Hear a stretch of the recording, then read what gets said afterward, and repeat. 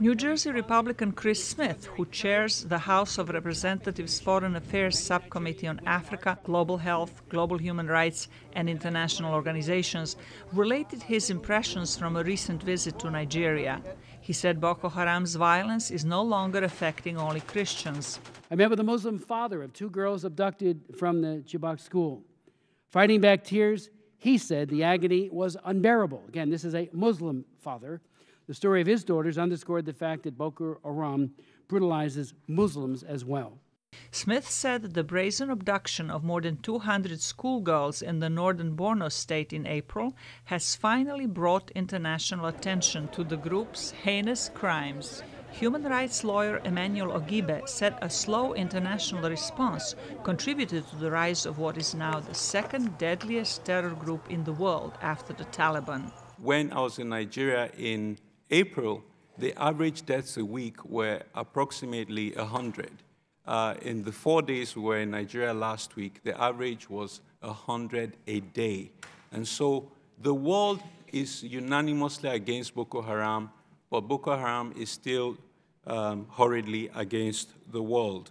Peter Pham, director of the Atlantic Council's Africa Center, said Boko Haram has grown from a loose group of gunmen into a full-fledged insurgency with help from foreign jihadists in Africa, especially in Somalia and Mali. Following the French-led intervention in Mali, the militants, possibly accompanied by a few foreign nationals, returned to northern Nigeria, not only with training and some combat experience in desert warfare, but also vehicles and heavy weapons, including shoulder-fired missiles.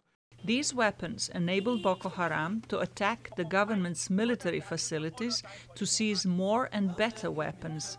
Pham said corruption of local officials and a lack of development in northern Nigeria have made Boko Haram's call for a radical change attractive to some people, but he said the real problem is the federal government's lax response to the threat. Former U.S. Ambassador Robin Sanders said Nigeria's security forces have neither the experience nor the means to fight the ever-moving terrorists. The bomb detection equipment is quite rudimentary, and they certainly need improved control over the porous borders, as we've already heard from my colleagues. They need improved military planning, logistics, equipment, supplies, including sufficient spare parts and fuel. The Nigerian government also lacks special forces to combat terrorism. Sanders warned that the battle to contain Boko Haram will be a long one. Lawmakers were also told that the group now poses a danger to U.S. citizens anywhere in the world. Zlatica Hoke, VOA News, Washington.